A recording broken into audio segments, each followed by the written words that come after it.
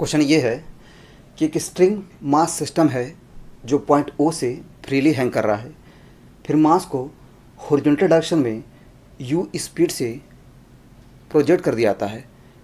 फिर जो मास है वो वर्टिकल लाइन ए बी को हॉरिजॉन्टली क्रॉस करता है। तो हमें u की वैल्यू फाइंड करनी है। ये गिवन है कि vertical line A B point of suspension O से L/8 डिस्टेंस की दूरी पर है। तो इसको प्रोसीड करते हैं। ये मान लेते हैं पॉइंट ऑफ सस्पेंशन O है, ये स्ट्रिंग है, ये मास है। स्ट्रिंग का लेंथ मान लेते हैं स्मॉल l के इक्वल है, मास मान लेते हैं स्मॉल m के इक्वल है। ठीक है, तो मास को इस तरफ u स्पीड से प्रोजेक्ट कर दिया जाता है। फिर जो मास है वो vertical line A B, this is vertical line A B,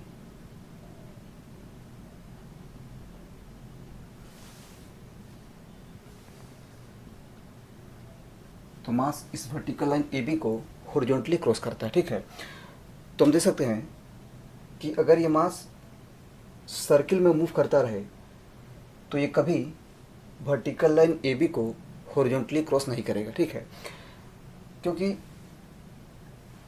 मास की वेलोसिटी हॉरिजॉन्टल सिर्फ दो पॉइंट पे होगी। ठीक है, one is lower most point and other is the top point. ठीक है, तो इसी दो पॉइंट पर मास की स्पीड हॉरिजॉन्टल होगी अगर मास वर्टिकल सर्किल को कंप्लीट करता है। तो ये कन्फर्म है कि किसी इंस्टेंट पर स्ट्रिंग में टेंशन ज़ीरो हो जाएगा। फिर जो मास है वो प्रोजेक्टाइल की तरह मूव करते हुए वर्टिकल लाइन ए बी को हॉरिजॉन्टली क्रॉस करेगा। ठीक है, तो मान लेते हैं कि हॉरिजॉन्टल से थीटा एंगल पर जो स्ट्रिंग है उसमें टेंशन ज़ीरो हो जाता है। फिर जो मास है वो प्रोजेक्टाइल की तरह मूव करते हुए वर्टिकल लाइन ए बी को हॉरिजॉन्टली क्रॉस करता है। ठीक है, अगेन इस पॉइंट पर मास की स्पीड मान लेते हैं v के इक्वल है। ठीक है, तो इस पॉइंट के बाद स्ट्रिंग सेलेक्ट कर जाएगा, जो मास है वो प्रोजेक्टाइल की तरह मूव करेगा। ठीक है, ये हॉरिजॉन्टल है। ठीक है, तो हम देख सकते हैं कि अगर प्रोजेक्टाइल इस तरह से मूव करे तब वो हाईएस्ट पॉइंट पर वर्टिकल लाइन ए बी को हॉरिजॉन्टली क्रॉस करेगा। ठीक है, मतलब ये कंफर्म है कि इस प्रोजेक्टाइल का जो रेंज होगा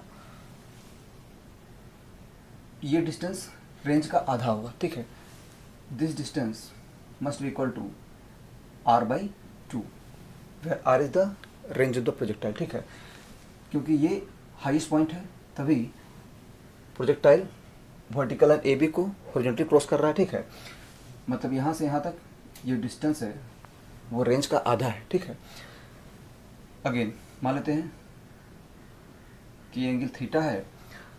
अब हम मास पर न्यूटन्स लॉ अप्लाई करते हैं। ठीक है, so we have net force on the mass toward the centre equal to mass into centripetal acceleration. तो इस समय स्ट्रिंग में टेंशन ज़ीरो है। ठीक है, तो हम देख सकते हैं कि मास पर सिर्फ इसका वेट mg एक्ट कर रहा है।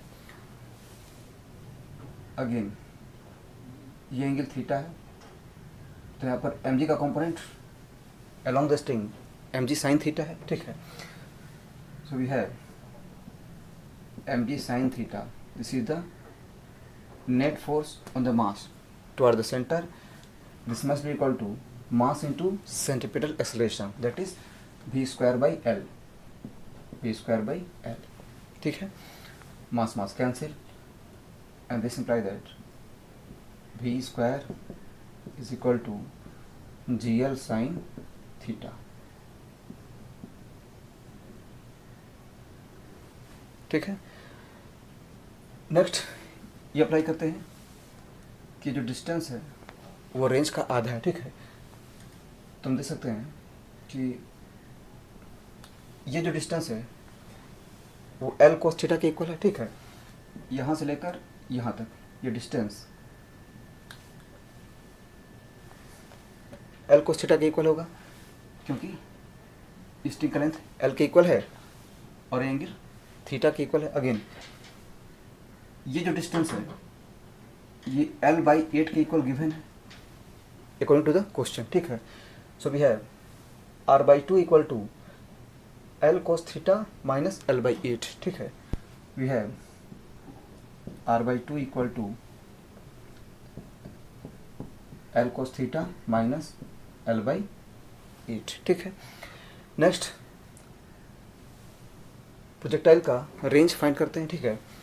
We have range equal to v square into sine 2।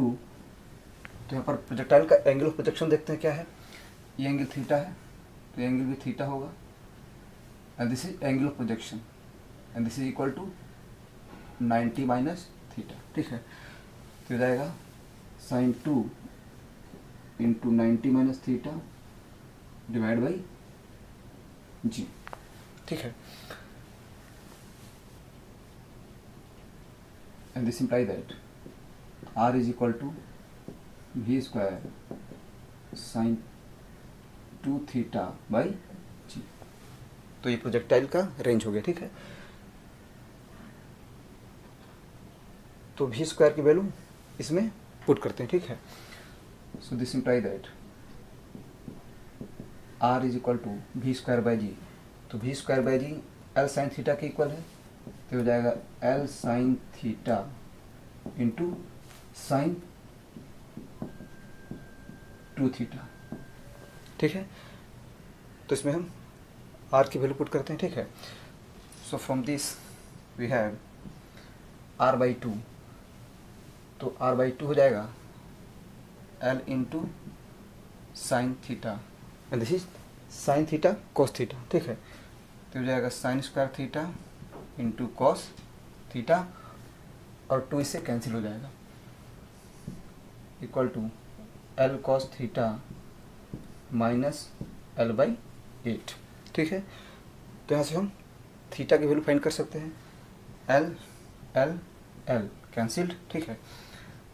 This imply that 1/8 is equal to cos theta common ले लेते हैं, तो हो जाएगा 1 minus sine square theta.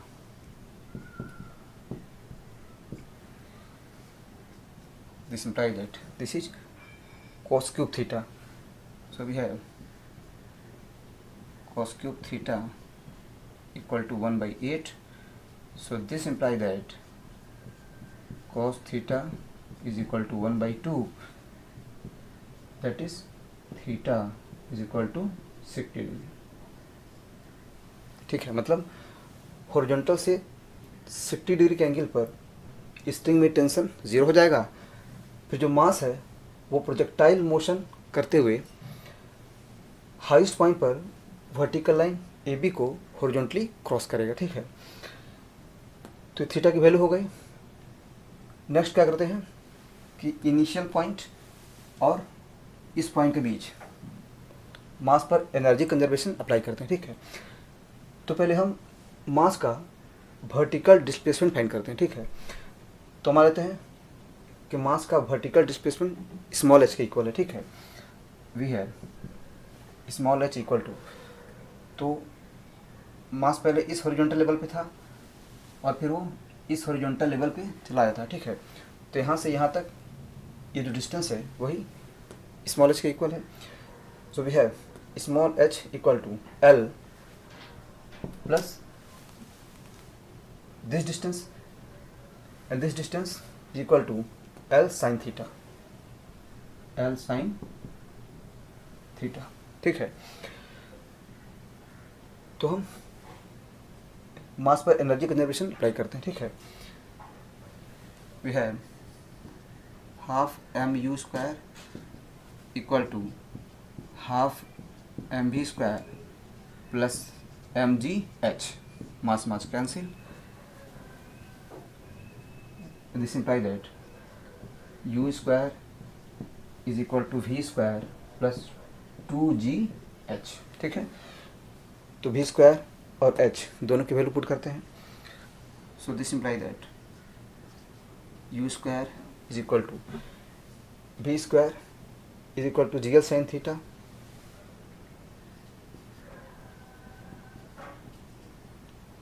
Plus 2g into h, ठीक है। तो हो जाएगा 2gl plus 2gl sign theta, ठीक है। So this is 3gl sine theta plus 2gl, ठीक है। This is equal to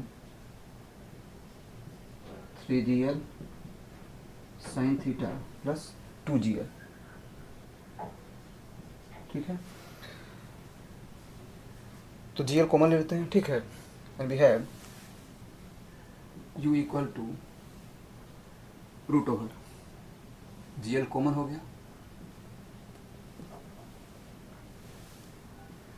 2 plus 3 sine 60, that is 3 into √3/2, ठीक है। तो ये आंसर हो गया। अगेन तो यहाँ पर 2 प्लस 3√3/2 की जो अप्रोक्सीमेट वैल्यू है वो 4.6 के इक्वल है, ठीक है। So we have u equal to root under 4.6 gl, ठीक है। तो हम देख सकते हैं कि ये रूट अंडर 5 gl से कम है। तो कन्फर्म है कि जो मास है वो वर्टिकल सर्किल कंप्लीट नहीं कर पाएगा। मतलब जो मास है वो किस इंस्टेंट पर स्ट्रिंग में टेंशन लूज कर जाएगा, फिर उसके बाद मास प्रोजेक्टाइल की तरह मूव करेगा, ठीक है। तो यहाँ पर बेसिक कॉन्सेप्ट सिर्फ इतना ही है कि अगर मास लाइन ए बी को हॉरिजॉन्टली क्रॉस करता है तो ये तभी पॉसिबल है जब जो मास है वो किसी पॉइंट पर स्ट्रिंग में टेंशन लूज कर देता है, फिर उसके बाद प्रोजेक्टाइल की तरह मूव करते हुए वर्टिकल लाइन ए बी को हॉरिजॉन्टली क्रॉस करता है, ठीक है। अगेन जो मास है वो जब वर्टिकल लाइन ए बी को हॉरिजॉन्टली क्रॉस करेगा तो ये कन्फर्म है कि उस इंस्टेंट पर मास अपने हाईएस्ट पॉइंट पे होगा, ठीक है। तो इस तरह से ये सॉल्यूशन हो गया। Thank you.